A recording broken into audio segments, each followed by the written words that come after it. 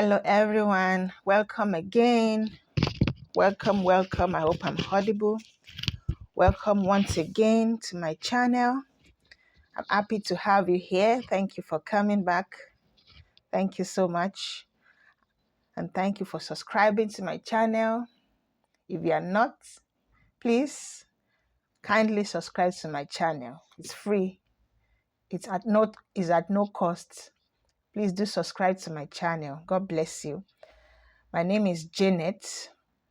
And here on my channel, I share with you different opportunities. I bring information to you about how you can relocate to a country of your choice.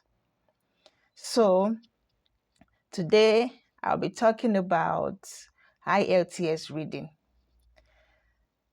So I'll be giving you tips that I used that helped me. So if you want to score at least 7 or a band 8 or even a band 9, please make sure you watch this video to the end because it helped me and I don't want to keep it to myself. I want to share with you as well because I know it's going to help you. When you want to achieve that desired score, it will help you.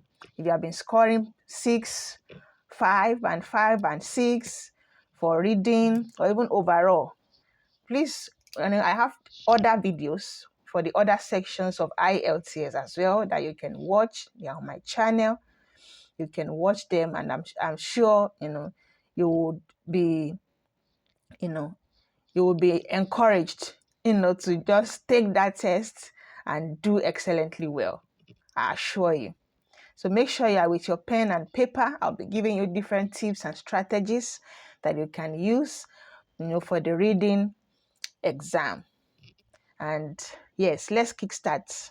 I don't want to spend too much on this video, too much time. So let's make it quick and brief. Thank you. So yes, I'm going to just, first highlight some tips for you, some strategies, that can help you when it comes to your reading exam for IELTS. Then I will now go deep into explaining all these strategies or tips that can help you. So first, you have to understand the test format. Please always read the instructions. We have different questions in the reading exam for IELTS. We have different questions types. Yes, question types. We have different question types. So please always read the instruction. Always read the instruction. There are some questions that will tell you they don't want more than 3 sentences or 3 words. Sorry, I mean words. They will tell you no more than 3 words. Some will be just 1 word. If you go and write more than that, then you are going to fail. Please always read the instructions. Very important. So understand the test format. That's very important. Then develop reading routine.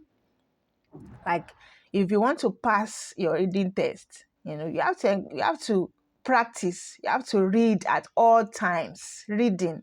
You have to ensure you read at all times. You can read online. We have ebooks. If it's a physical book, you can read. Just make sure you have the habit of reading. It will really help you. And don't just read, just for reading's sake. Let me just read. You read to, pick important information in what you are reading. This will really help you. Also, master how to skim and scan is important. It will help you in your exam. So I will talk more about skimming and scamming, but if you want to get particular information, maybe a question has been asked and you need specific information to answer that question. You're not going to read the whole text that has been written. You just quickly scan through, okay, where can I find the answer I'm looking for? And you get it there.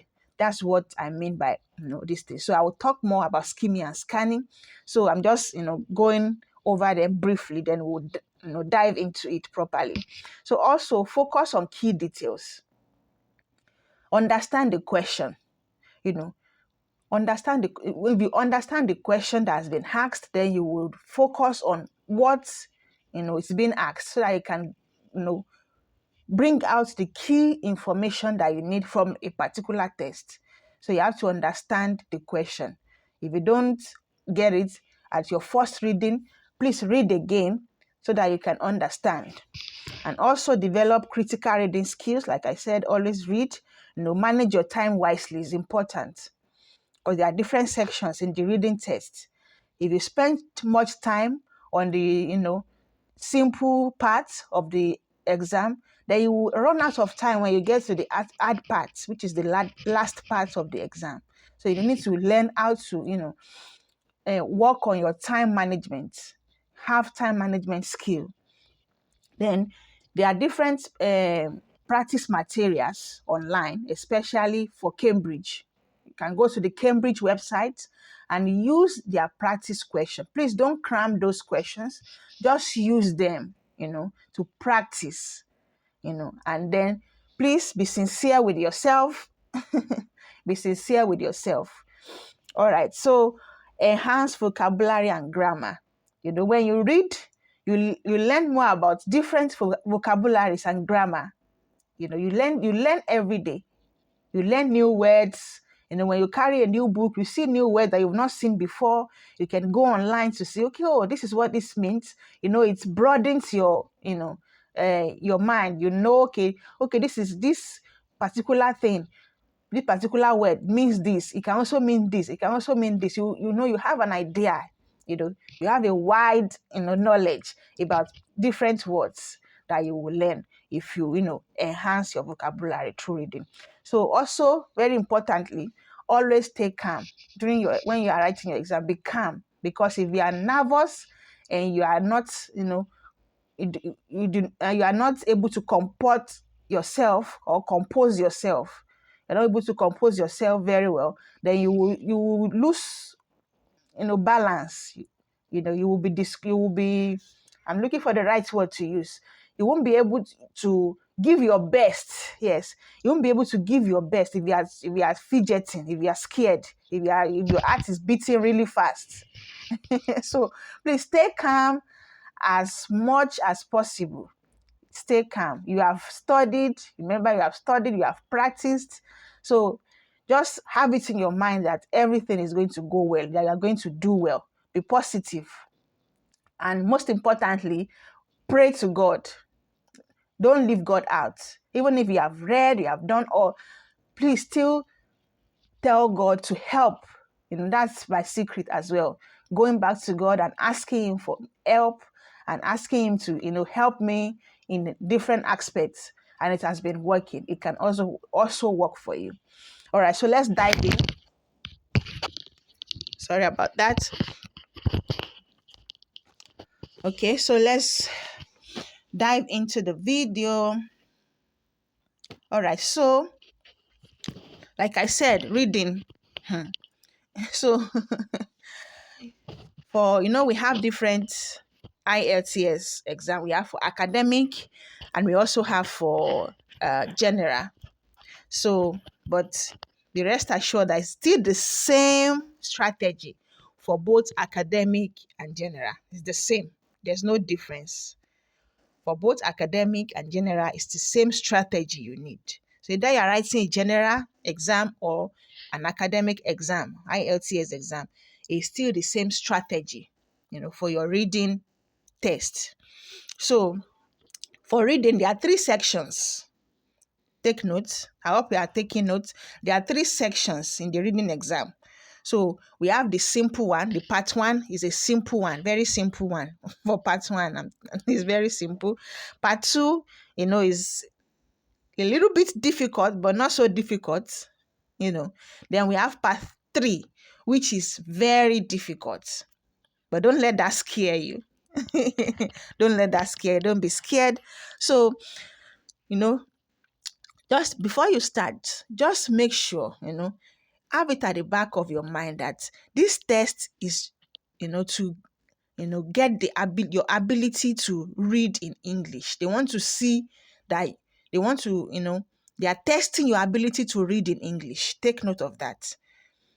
They are testing your ability to read in English. That's what this test is about. There's no other reason why you are taking this test, why the IELTS exam is, is put in place. It's just to test your ability to read in English. Know that. So, and then when you have known this, what do you think you should do? Be better at reading. Be better at reading. Read. Cultivate the habit of reading. When you cultivate that habit, then it will be, when you go into the exam, it will be, oh, there's no problem.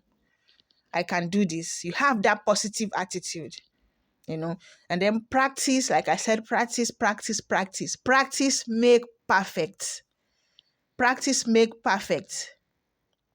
There's no way I can just wake up one day now and go and drive a trailer or a tractor if I have not practiced or have not written first a written like a test. Then I'll get my my license, my learner's license, and then with practice I will now take my major test, driver's test. So all those steps are put in place.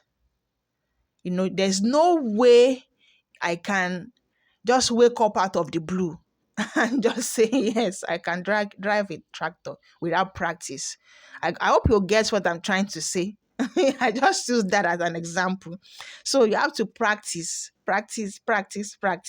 Make sure you book your test, way ahead so you can have time to practice. Thank you so much. So let's continue. Then let's talk about the way to answer these three questions. So take note that the way you answer them determines if you will get a band 7, a band 8, or a band 9. Take note of that. So ensure that you use your time wisely. For the first part of the question, which is very simple, please don't waste time on it. Don't waste time at all. Be fast with it so that you can spend much time on the part 2 and part 3 especially. Part 3 especially. Don't spend too much time on part 1. Spend a little bit more time on 2 and then most of the time on part 3. It's very important. So you make sure you calculate your time very well so you do not run out of time. I think it's 60 minutes, if I remember very well. It's 1 hour. So plan your time very well so you don't run out of time. Because this difficult question, the part 3, which is a difficult question, carry more points. That's where they will differentiate a band 7 from a band 9.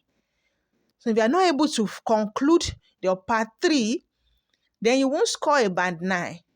You have to attempt and complete all questions in band 3 and get them correctly. Then you can be assured that you will get a band 9. So, like I said, understand the different types of questions. So, we have different type of questions for the reading. We have questions questions that I'm trying to recall. Okay, we have true, false, and not given questions. True, false, and not given questions.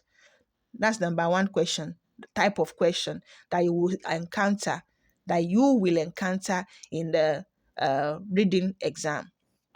So they will give you a text, and then there will now be questions.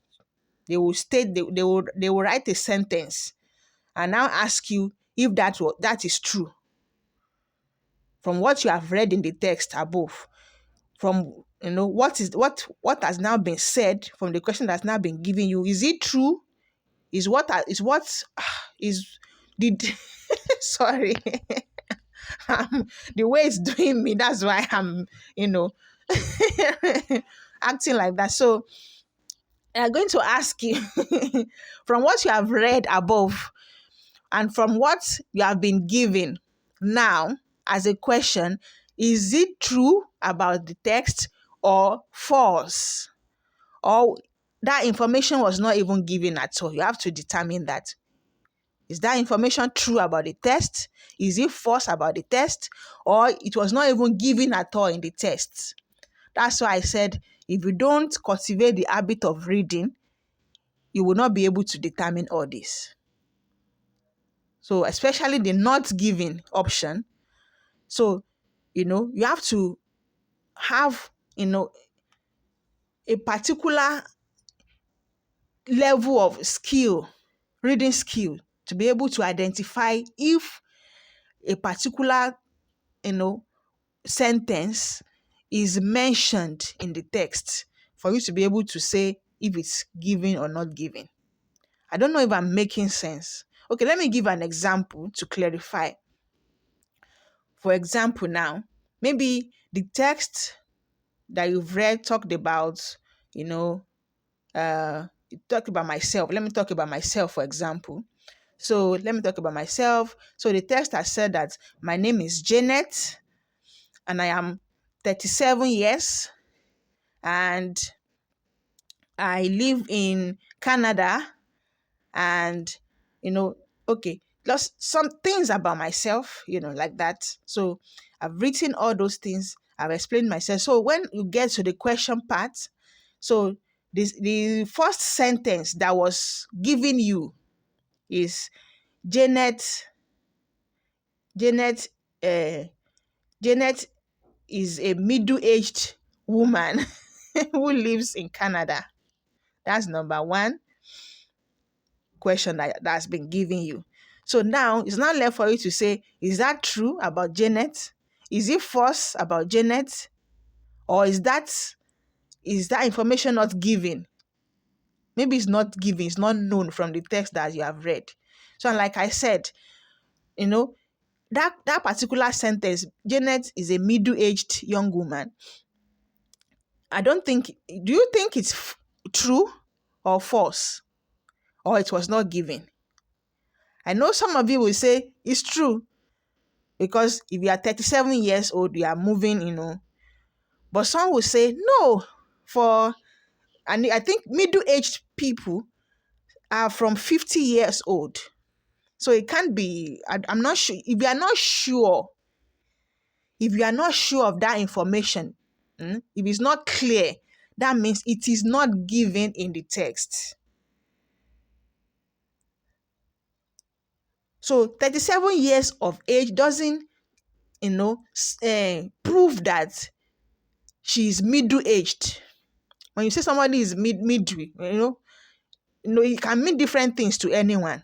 It can be 50, it can be 40, it can be 60. Middle-aged can be, any number. But because it was not said, assuming from the text it says Janet, a middle-aged young woman of 37 years old, that kind of thing, you can say, yes, it was mentioned. She's middle-aged.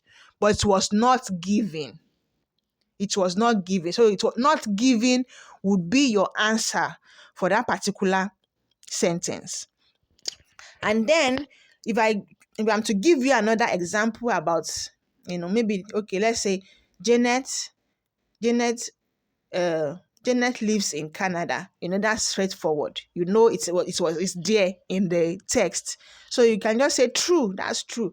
So that's the kind of thing. I hope you understand this kind of type of question now with the example I've given you. I'm trying my best to, give you a lot of information that you need, because I discovered that these things, I had a good mentor. He mentored me and he really, really helped me. I got the high score. So please, I want you also to get that. I don't want to keep it to myself. That's the main reason why I am doing this as well. And the fact that I have different, opportunities, at the palm of my hand that I can share with you. I just thought this is the best way to come here, to come on YouTube and share with you. Please encourage me by hitting the subscribe button and the like button. Please share with people, share with your friends and families, people that will be writing IELTS soon. I have other, IELTS videos on my channel as well, be it reading, writing, listening, and speaking. Please do well to watch them as well, and you will benefit very well from them. So also there are multiple choice questions. That's where you get A, B, C, and you choose the correct answer. I'm sure everybody is familiar with that. You just read, from the text that you are reading, they will give you a question and then you choose which is correct based on the text that you are reading, multiple choice questions. And then there are labeling questions. You label. You label. They might give you, they might be, it might be, how do we say it? Might be the description. Maybe now there has been a tour or an excursion. Maybe there will be, you know um like a description. I don't know how to really. I'm trying to remember one of the questions that I can use, that I used, that was given when I wrote my own exam. So for labeling, so somebody will be speaking, and then you have to, be at alert. It might be like a tour around the campus. It might be, finding your way around somewhere where certain things are located. So when the person is talking to you, when the person start talking, it might say, okay, from the entrance, which is to your left, there'll be descriptions. There'll be descriptions, and there will be names of different rooms, different centers, different facilities that will be mentioned in that uh, audio that you would listen to. So you have to make sure that you label as it is said. You are, labeling it. You are labeling it as the person is saying. Maybe if to your right is the recreational center, to your left is that. So you have to, ensure that you quickly label, because you cannot repeat. You won't repeat what has been, said. So, so that you will not waste much time. You have to be fast about it. So also we have short answers. Short answers. Please make sure that you read the instruction. Read the instruction to be sure that you understand what the question is asking of you. If you're asked to give one word, if you're asked to give two words, at least three words, please don't go and overwrite. Read the instruction very well. Okay, so there are also matching headings. So there will be different text. It might be labeled with A, B, C, different, it might be different paragraphs actually, or labeled with A, B, C, D, E, F, with letters. And then you have to provide headings for each, paragraph that's been written. So what you need to do is to read through those paragraphs, read through them, and then you now go to the options that have been given you. The headings will be given to you in a box underneath those texts. So you will now, once you read that text, you now go to the options, the heading options, and select which one, closely match what you have just read. You give it like a topic. You give a topic to that text or to that paragraph you have read. I hope you understand. So, like I said, IELTS is just to test your ability to read for the reading exam. So make sure that you comport yourself and do very well. And also, I also advise that for the matching headings, don't go and look at the options first. Don't go and look at the headings first. Look at the paragraph, the text, read them first before you go to the heading to select. Because if you go to the options first and you are now coming back to the text, you will just be all over the place. Start searching for, okay, is it this one that will be here? Is it, like, you will get yourself confused. So please just read the text first before you go ahead to choose from the options. So, okay, let's speed up with this. Our time is going. So the reading exam is a vocabulary test, because you will be looking at, text. We'll be looking at the text and the question. That's for the matching, for the match. Sorry about that. So that's for the matching headings. Okay. So there will be wide vocabulary words that are synonym to what the answer is. You have to be able to work on your vocabulary. Choose correctly. Sorry if I'm looking down. I also have my notes here, the one I used that my mentor, taught me. So I'm also, looking at it to give you, the right and, you know, full information. So I will not leave anything out. So work on your vocabulary every day. Always look for new words, look for new words, improve your vocabulary. You don't have to understand all the words in the text that you will see. You don't have to understand everything. Just get the correct answer. Just get the correct. You don't have to understand everything. When you see a word that you don't, that you've not seen before, that is new to you, please don't panic. Don't fear. Don't start saying, oh, I'm going to fail. I'm going to fail. I don't know this word. Don't panic. Don't panic. Just look at the text around those words. It will guide you as to what exactly, that word might mean. You might be able to guess.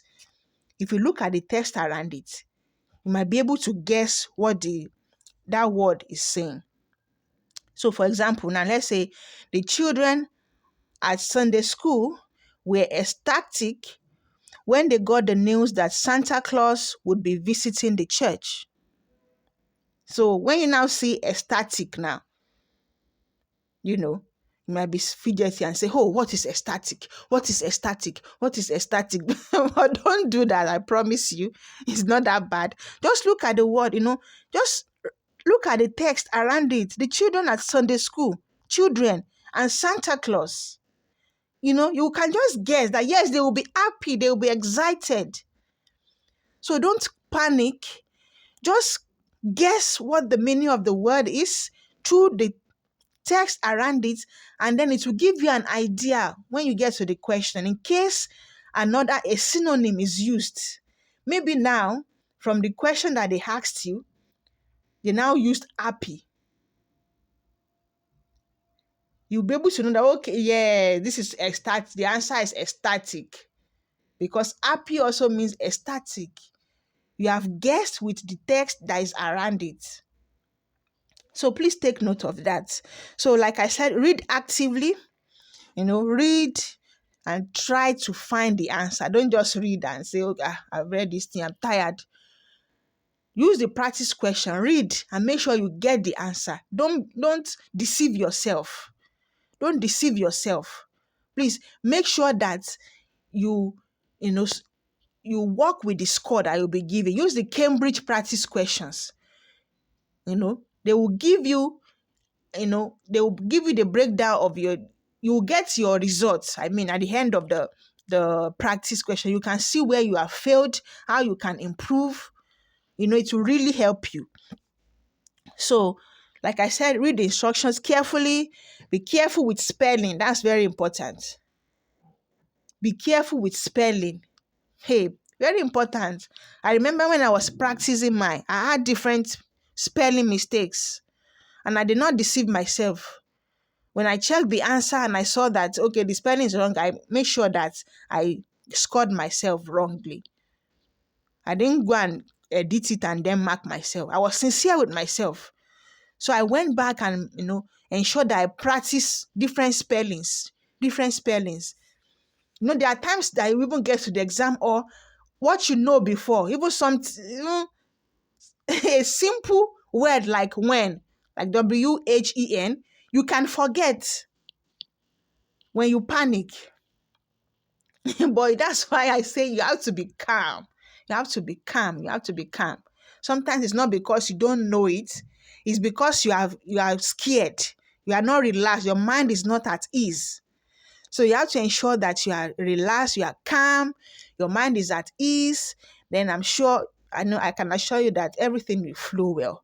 Please be mindful of your spelling. If you are not good with spelling, please do dictations. Growing up, we used to have dictations in school where they will be given different words and we have to spell, If you don't spell correctly, then you are wrong. So do spelling practice. Ensure you spell, words very well. No mistakes. If you make any mistake, even if it's one letter from that word that you made a mistake, it will be wrong. That's how serious it is, people. That's how serious it is. If it's only one word, maybe I want to spell the when and I said WEN. I omitted the H. It's wrong. It's wrong. Or I added an extra N at the end. WEWHENN. It will be wrong. They will not go and the examiner will not help me cancel the last N or help me add and just say or give me half mark because of that. It will be wrong. That's how serious spelling is, people. Please ensure you spell correctly. Very important. Spell correctly. Then identify your weak areas. That's why I said you should practice. Don't just go and, book your test and, just say, I'm going in. Although for me, I took few days. It took me just few days, to practice. And I got that score. So imagine if you, practice ahead of time, maybe few weeks, even a month apart, and you practice very well, you'll be able to identify where your weak areas are and you'll be able to improve them. Maybe spelling is your weak area. You'll be able to work on it. Maybe it's vocabulary. You'll be able to work on it. Like you will identify. It should not be in the exam hall that you now start saying, I don't know how to spell this. I don't know how to go about this. You would have identified it when you were practicing. That's why I said you should be sincere with yourself. Practice, practice, practice. People, practice. Practice make perfect. Practice make perfect. Okay, so, all right. Then now I mentioned skimming and scanning. So let me just talk on that. And that will be the last, thing I'll be talking about. I think I've touched on everything that helped me. And I know will also helped you. Please know that this is based on my experience. It worked for me. It worked for me by the grace of God. It worked for me through hard work and through, prayer. So I'm sure it can also work for you. I didn't just go online and, just get different informations and come to you to share. This is what I did. This is what worked for me. And I thought to share with you. So let's talk about skimming.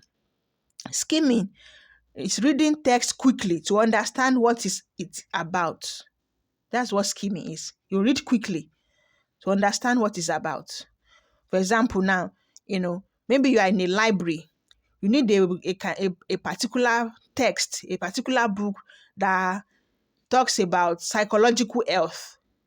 When you get to the psychological area of the library, and you want something that, talks about psychological health, you will not pick a particular textbook and start reading extensively everything to determine if that would be, what you want or not. You just quickly look through, okay, maybe content or something, or maybe the summary, maybe there's a summary in the book. You quickly scan through it. You quickly read through it to see, okay, is this what I need? Is this what I need?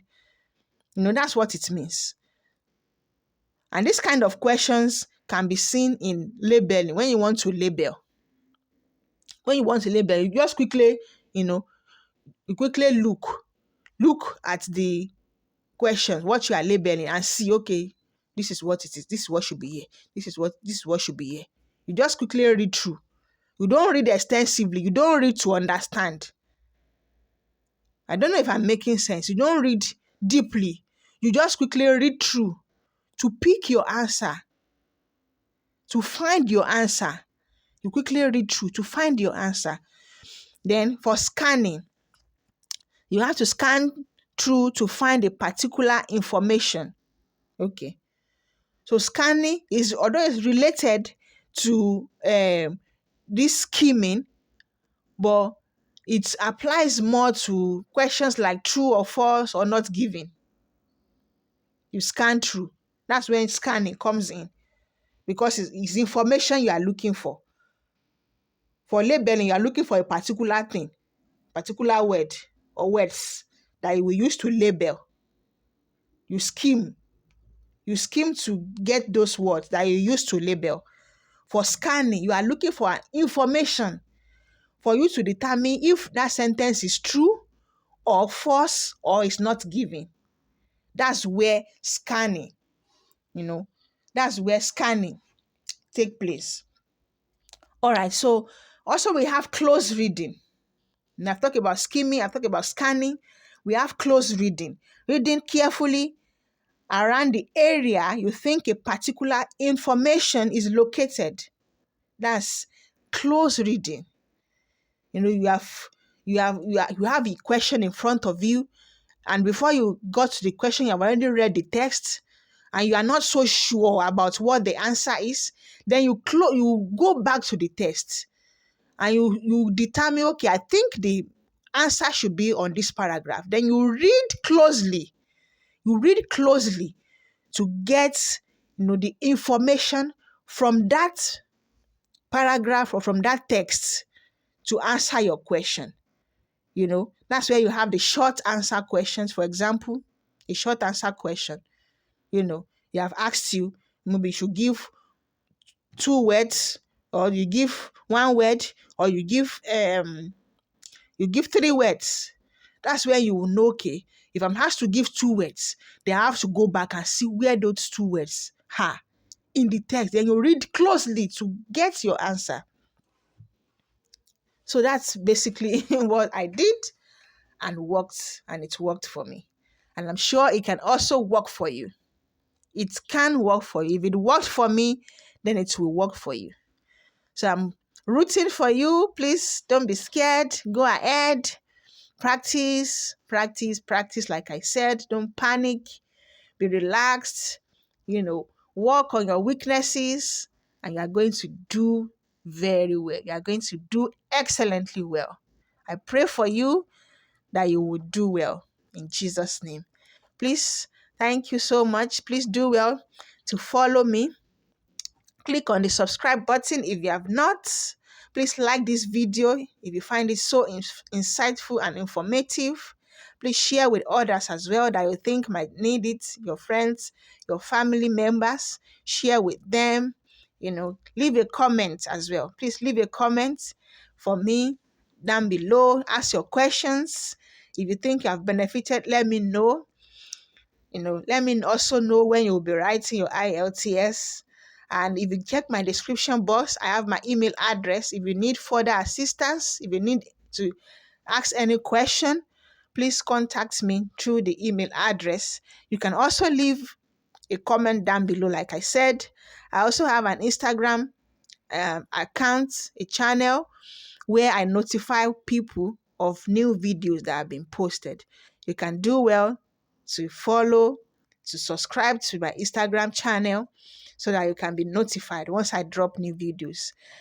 I'll be dropping different videos about relocation very soon. If you want to relocate to Canada, to the UK, to the US, and I'll be bringing, experts on this channel that will talk you through how you can go about it.